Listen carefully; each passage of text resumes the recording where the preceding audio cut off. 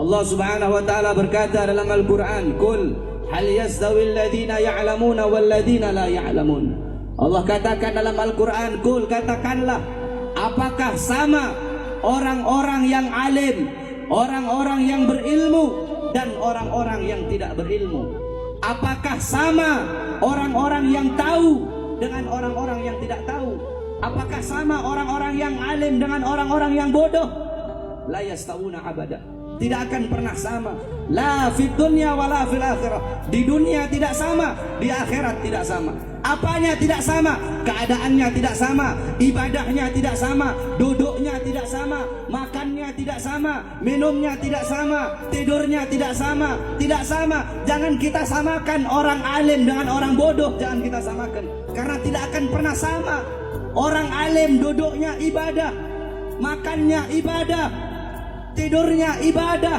Bahkan tidurnya orang alim, tidurnya orang yang berilmu lebih ditakuti oleh iblis daripada sholatnya orang yang bodoh.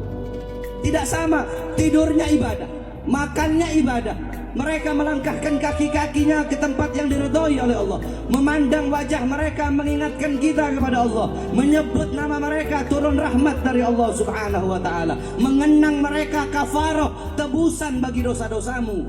Sebagaimana yang dikatakan dalam hadis riwayat Ad-Dailami dalam kitab Mustad Al-Firdaus, qala Rasul, dzikrul anbiya minal ibadah wa dzikrus shalihin minal kafarah. Mengingat para nabi ibadah, mengingat para sholihin, mengingat orang-orang soleh kafarah, tebusan bagi dosa-dosamu. Lihat, ini orang alim. Kita jadi jangan-jangan kita samakan orang alim, orang yang berilmu. Kalian yang suka duduk di majelis ilmu dengan orang yang tidak suka duduk di majelis ilmu tidak sama keadaannya. Orang yang suka duduk di majelis ilmu, hatta anak kecil, kalau ada anak kecil umur 11 tahun seumpama misalnya, anak kecil tersebut dia tahu fardunya wudu, dia tahu fardunya sholat, rukunnya sholat, dia tahu caranya wudu, cara istinja.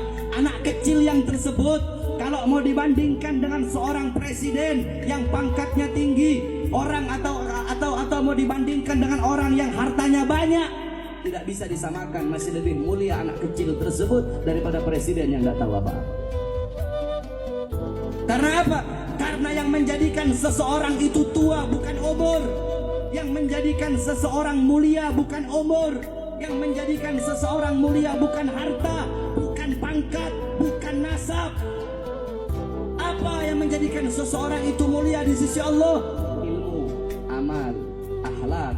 Ini menjadikan seseorang mulia di sisi Allah.